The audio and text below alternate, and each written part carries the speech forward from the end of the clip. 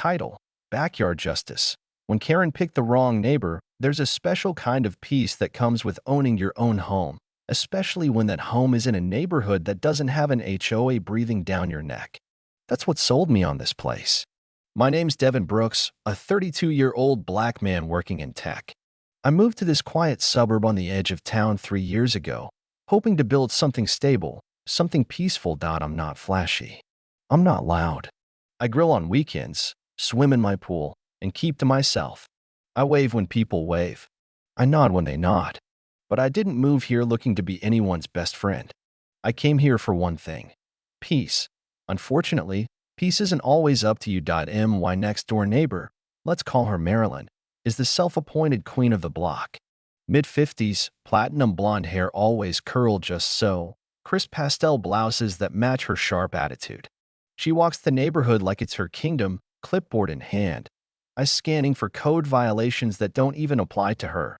And here's the kicker: she's the president of the HOA, of the neighborhood next to mine. You read that right. She has no actual power over my property, but that never stopped her from trying. From day one, she had that look, like I was the wrong element that somehow slipped past the gates. Comments like, "Oh, you went with that paint color? Bold choice," or "Your grass is a little wild this week. We like things neat here." Always said with a smile too wide and eyes too judgmental. I'd remind her every time, "Marilyn, my property isn't under your HOA. You have no authority here." And every time, that fake smile flicker would twitch before she replied, "Of course. I'm just trying to keep the neighborhood looking its best. Some people just don't know the rules. Trust me, lady, I know the rules. I just don't answer to you." I thought she'd eventually get bored and move on. I underestimated her. I didn't know how far Marilyn was willing to go until one Thursday afternoon, everything came to a head. That Thursday started off better than most. I wrapped up work early, picked up my wife's favorite Thai takeout, and was feeling good. I turned onto our street and immediately knew something was off. Cars. Everywhere. Not just in Marilyn's driveway, but lining the curb in front of my house, up on the grass, even blocking my mailbox. And there were balloons tied to it. Balloons. My gate was wide open. I pulled into the driveway slowly, heart thudding with a sense of wrongness. From the side of the house, I heard it: music. Loud, thumping party music. I walked straight into the backyard, and I froze. There were people, 20 or more, scattered all over my backyard like it was a community park. Kids running and jumping into my pool, adults laughing with red Solo cups in hand. A whole beer pong table set up next to the grill I'd bought last month. Towels on my furniture. Trash on the ground. And there, center stage in my pool, was Marilyn, wearing my wife's robe. Holding one of my beers, she waved at me like I was some kind of delivery guy. "Oh hey, Devin. You're home early." I couldn't even speak at first. I looked around, trying to process what I was seeing. "Marilyn," I said slowly, "what the hell is going on here?" "Oh, it's just a little HOA mixer. Nothing big," she replied, as if this was all completely normal. "We cleaned up after ourselves, don't worry." I stared at her. This is my house. My backyard. My pool. My wife's robe. "You're trespassing." She blinked, then had the audacity to roll her eyes. "Oh, come on. It's just one afternoon. You weren't even using it. We figured it'd be fine. I mean, it's not like you're under the HOA anyway." "Exactly. Because you have no say over me. Everyone needs to leave," I said firmly, and then came the words that set everything off. "You people," she sneered, "always get so worked up over the smallest things. You people." I clenched my jaw. I didn't yell. I didn't make a scene. I didn't call the police. Instead, I turned and walked into my house, calm and quiet. Straight to the laundry room. That's where Shadow and Tank were waiting. .2 massive Rottweilers. Trained, gentle with kids, absolute sweethearts with family. But strangers? Strangers saw them and froze. They looked like walking tanks. Hence the name. I opened the door and said, "Go ahead, boys." Backyard. They padded out, calm as can be, tails wagging like it was just another sunny day. Then all hell broke loose. Screams erupted the moment they appeared. One guy launched himself over a patio chair.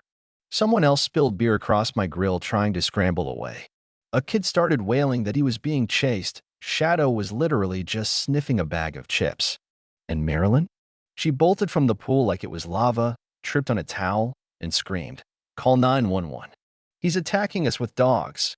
I stood by the door, arms crossed, and said calmly, "Leave my property." No one got bitten.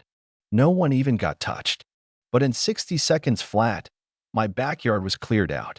Lawn chairs toppled, red cups littered the ground, and Marilyn ran barefoot across my lawn, soaked and still in my wife's robe, yelling something about legal consequences. I just said, "Only thing I regret is not getting home sooner."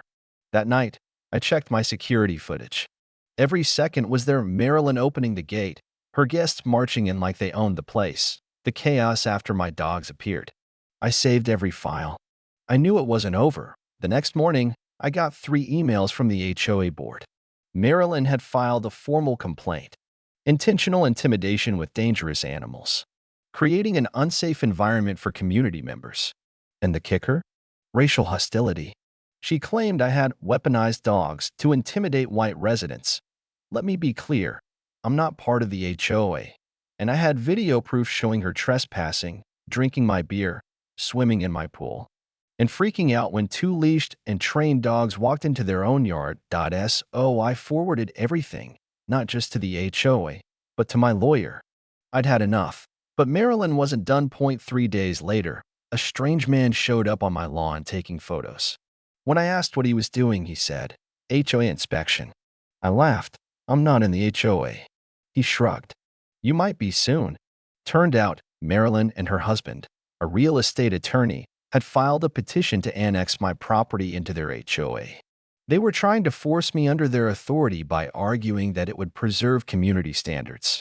That was the last straw. My lawyer filed a cease and desist letter for harassment, trespassing, and attempted fraud. We compiled an itemized list of everything consumed or damaged at the party: food, alcohol, utilities, cleaning supplies, and more. We were ready to go to court for trespassing and theft. But before we even got there, I posted the video. I uploaded a 2-minute highlight reel to the neighborhood Facebook group with the caption, "HOA President Marilyn's unauthorized party." At my house, it exploded. Neighbors were stunned. Some genuinely didn't know they were at the wrong house. Marilyn had told them she managed the property. One family was livid. Their kid had cried from fear of the dogs, and they'd thought it was an HOA-approved event. Marilyn went quiet. No apology. No explanation. Just radio silence. Then the dominoes started falling. A few board members reached out privately to apologize. Others admitted Marilyn had become a liability. Rumors swirled. People were angry. And then came the final nail. One of her own guests filed a formal complaint against her, citing deceptive invitation to private property, emotional distress, and potential legal exposure. She was under fire not just from me, but from her own HOA. A week later, I got a letter in the mail. Marilyn Wexler has voluntarily resigned from her position as HOA president, effective immediately. No fanfare. No announcement. Just gone. So, was I the jerk?